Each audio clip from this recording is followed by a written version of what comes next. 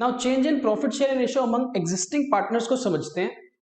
Late us say that A and B दो partners थे and in their old agreement उनकी जो profit sharing ratio थी वो थी 2:1।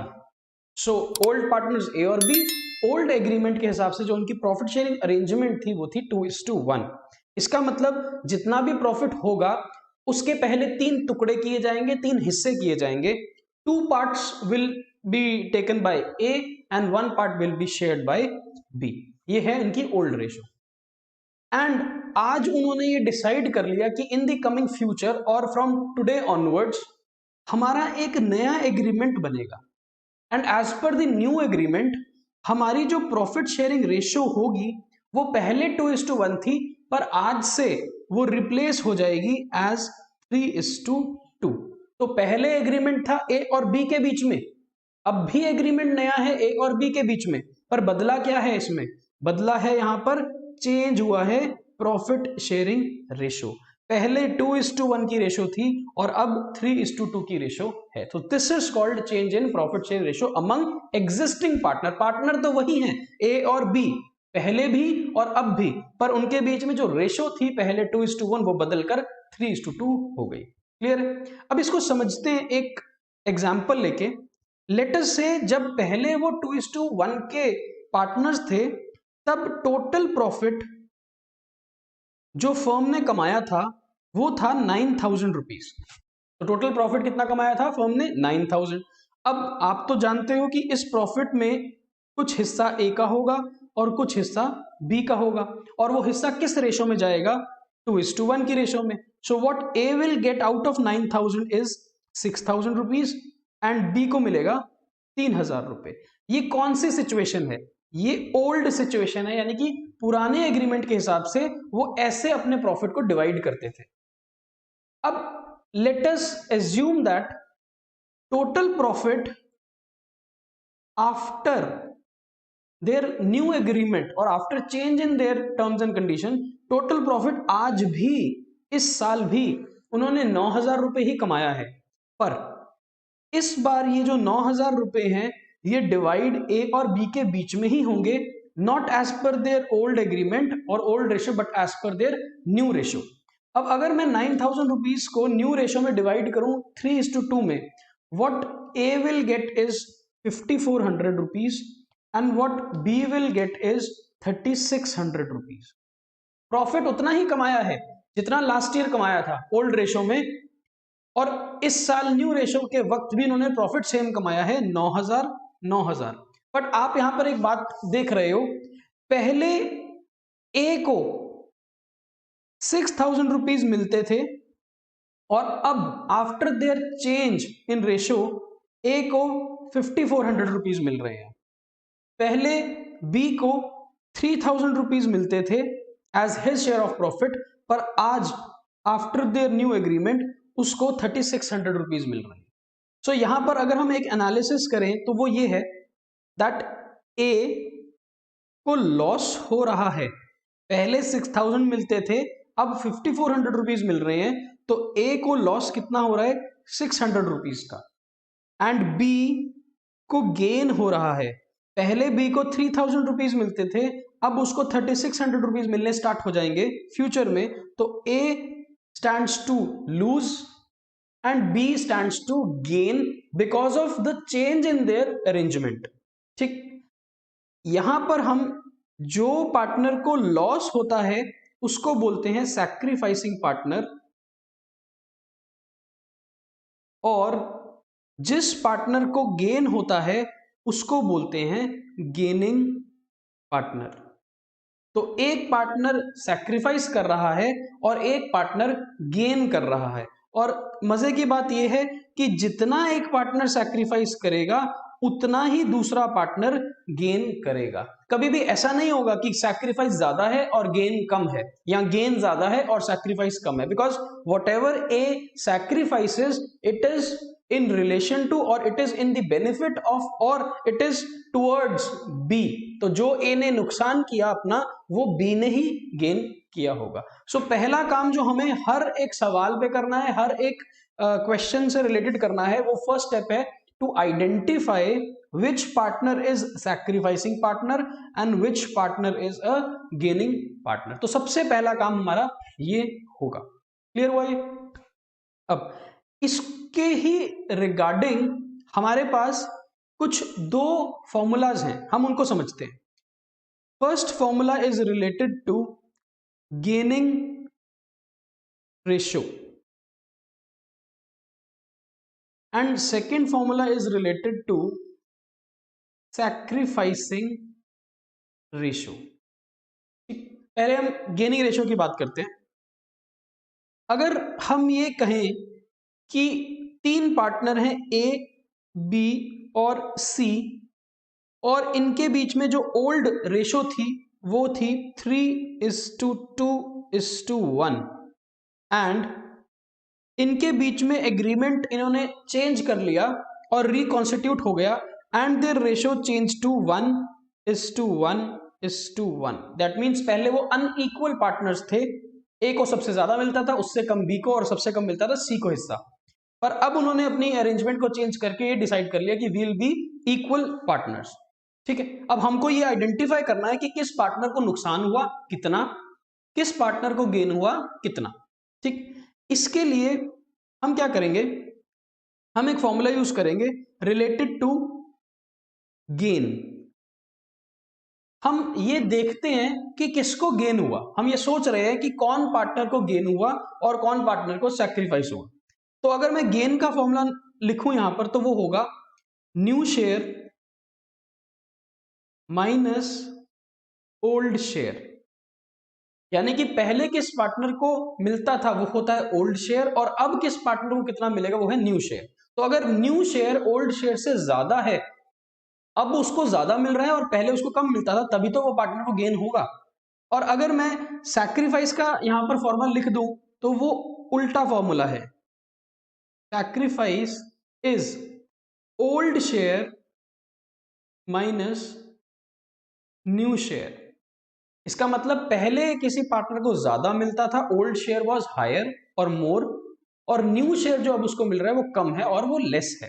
तो old minus new is sacrifice, new minus old is gain.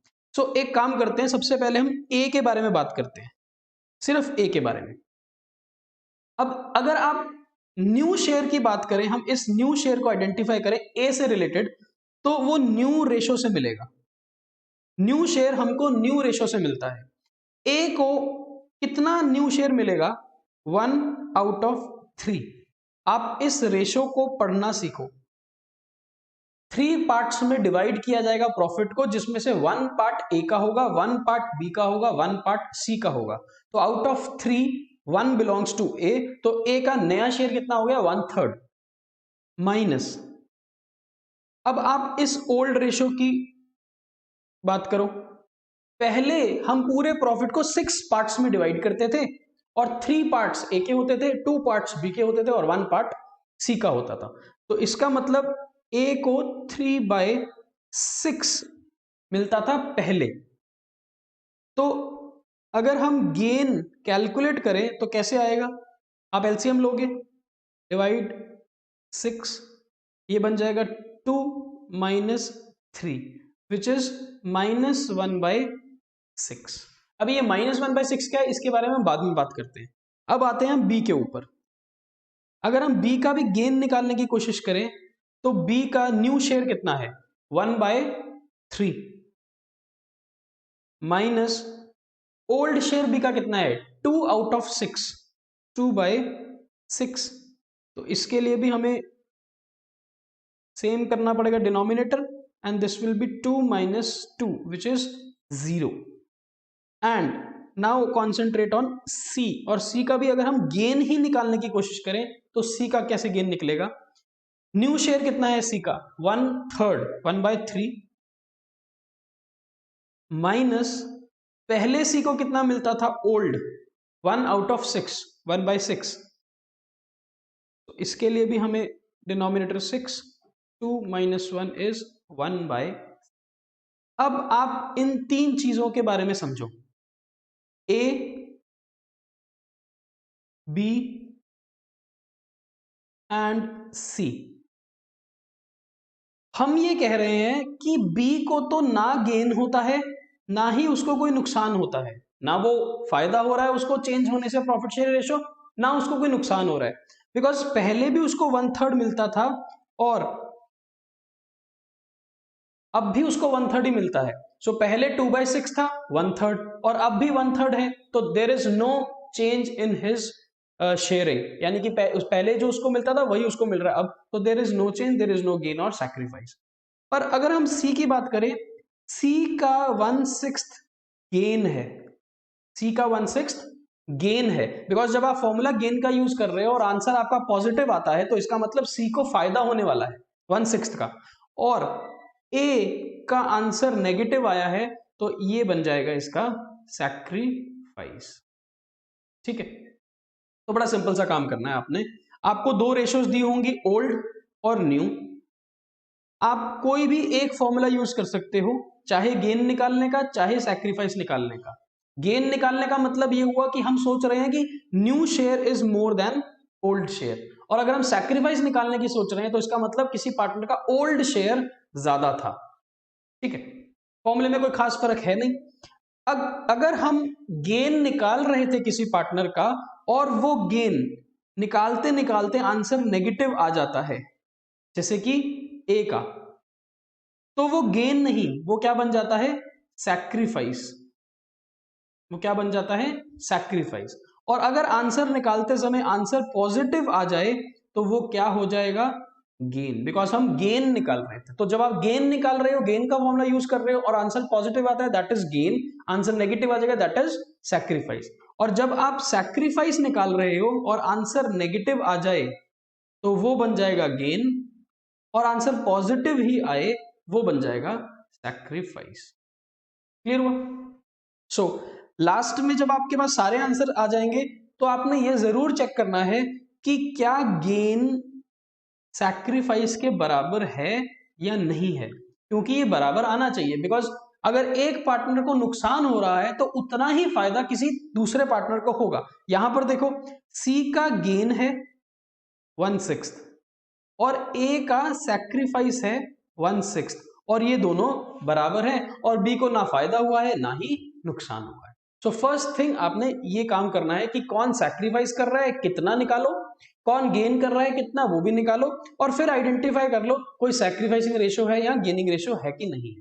तो अभी सैक्रिफाइसिंग और गेनिंग रेशो की बात बाद में करते हैं, हम कुछ टर्म्स के बारे में अब फिर से डिस्कस कर लेते हैं, हालांकि वो हमने समझ ली है। एक होता है ओल्ड प्रॉफिट शेयरिंग रेशो।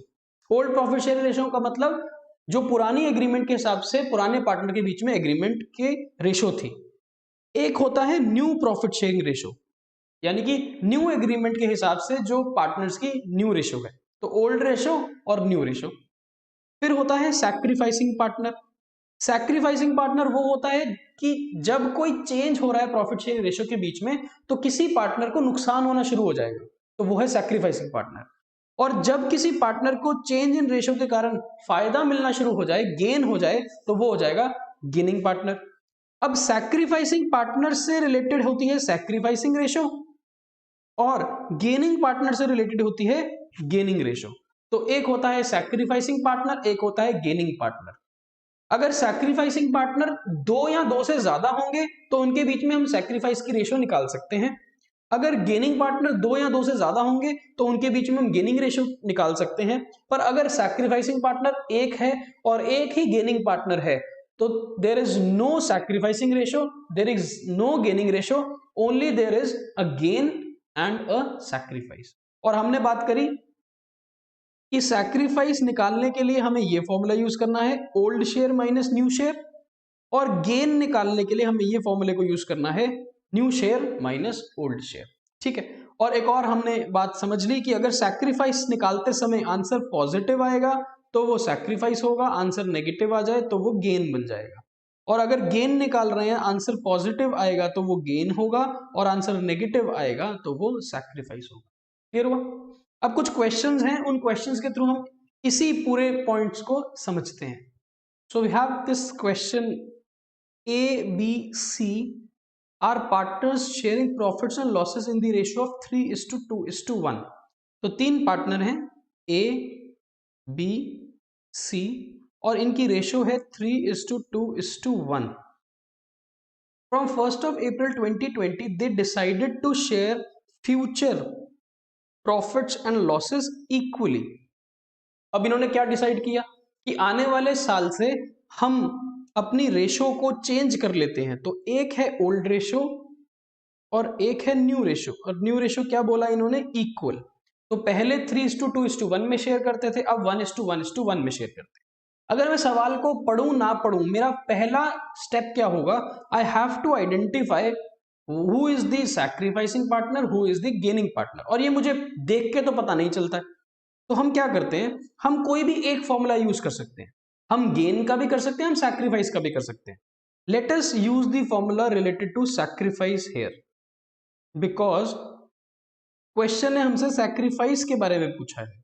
तो हम सैक्रिफाइस का फॉर्मूला लिखते हैं. सैक्रिफाइस का मतलब होता है कि पहले पार्टनर को ज्यादा मिलता था और अब पार्टनर को कम मिल रहा था. Formula is old share minus new share. और ये सैक्रिफाइस हम किसके लिए निकालेंगे? तीनों के लिए. पहले हम ए की बात करेंगे, फिर हम बी की, और फिर हम सी की. अब ए की बात करें तो ए का ओल्ड शेयर कितना था? ए का ओल्ड शेयर था 3/6 माइनस न्यू शेयर कितना है ए का? 1/3. ठीक. ऐसे ही हम बी की बात करते हैं. बी का ओल्ड शेयर 2/6 माइनस 1/3. सी के 1/6 माइनस 1/3. तो old share minus new share हमने हर पार्टनर के लिए करना है और आंसर को सॉल्व करना है. तो अगर आप इसको सॉल्व करोगे तो नीचे इसमें 6 आएगा and this will become 3 minus 2 which is 1/6. यहां पर भी नीचे 6 which is 2 minus 2 equal to 0. और यहां पर भी नीचे 6, 1 minus 2 is -1/6. अब b की हम बात नहीं करते बिकॉज b का तो 0 है, यानी कि b को ना नुकसान हो रहा है ना गेन हो रहा है जब हमारी प्रॉफिट शेयर रेशो ओल्ड से न्यू पर चेंज हो रही है. तो b की कोई गेन कोई लॉस नहीं है. ए का आंसर क्या आया है? पॉजिटिव. और जब आंसर पॉजिटिव आता है और आपने फॉर्मूला सैक्रिफाइस का यूज किया है तो ये सैक्रिफाइस ही है, यानी कि ए को नुकसान होगा अगर रेशो बदल जाए. और कितना नुकसान होगा? टोटल प्रॉफिट में 1/6 का नुकसान होगा. पर सी का आंसर नेगेटिव है और जब आंसर नेगेटिव आता है तो हम निकाल तो सैक्रिफाइस रहे थे, फॉर्मूला तो हम सैक्रिफाइस का यूज कर रहे थे, पर निकल क्या गया है? ये गेन. अब खुद सोचो, जितना ए को नुकसान है उतना ही सी को गेन है. तो इसका मतलब ए को जितना भी नुकसान हुआ वो सारा का सारा फायदा किसको मिला? सी को, बिकॉज बी को ना कोई नुकसान होगा, बी को ना कोई फायदा होगा. क्लियर है? So A is the sacrificing partner and C is the gaining partner. ठीक है. यहां पर क्वेश्चन ने पूछा था सैक्रिफाइसिंग रेशो निकालो. रेशो हमेशा दो आइडेंटिटीज के बीच में निकलती है, दो आइटम्स के बीच में निकलती है. यानी कि अगर यहां पर 4 पार्टनर होते और 2 पार्टनर सैक्रिफाइस करते और एक पार्टनर गेन करता, तो वो जो 2 पार्टनर सैक्रिफाइस कर रहे होते उनके बीच में सैक्रिफाइसिंग रेशो निकल सकती. पर यहां पर तो एक सैक्रिफाइस है और एक गेन कर रहा है, तो there is no sacrificing ratio, there is no gaining ratio. But there is one partner sacrificing and one partner gaining. A sacrifice, B nothing, C gains. ठीक. और अगर हम क्वेश्चन आगे चले तो A B C our partners in the ratio of 3:2:1. इसका मतलब पहले ए बी और सी 3 पार्टनर थे 3:1 की रेशो में, और on 1st of January they decided that they will share future profits in the ratio of 2:2:3. और अब वो क्या कह रहे हैं कि आज से हमारी रेशो बदल जाएगी और रेशो हो जाएगी 2:2:3. क्वेश्चन हमसे सैक्रिफाइसिंग और गेनिंग रेशो दोनों पूछ रहा है. बिकॉज हमको ये नहीं पता होता by looking at the ratios कि कौन सैक्रिफाइस करेगा और कौन गेन करेगा। पर हम क्या करेंगे, कोई एक फॉर्मूला यूज करेंगे आइदर फॉर गेन और फॉर सैक्रिफाइस। इस बार हम गेन का फॉर्मूला यूज कर सकते हैं। गेन क्या होता है, जब न्यू शेयर ओल्ड शेयर से ज्यादा होता है तो gain is equal to new minus old. और ये हम किसके लिए करेंगे, तीनों के लिए, ए बी और सी। ए की बात करें तो ए का न्यू शेयर कितना है, ए का न्यू शेयर है 2/7 और ए का ओल्ड शेयर कितना था 3/6।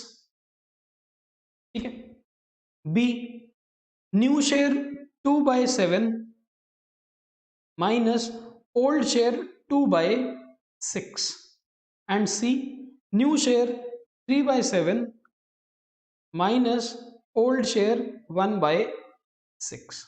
अब हम इसको सॉल्व करेंगे। एलसीएम 42 ले लो आप,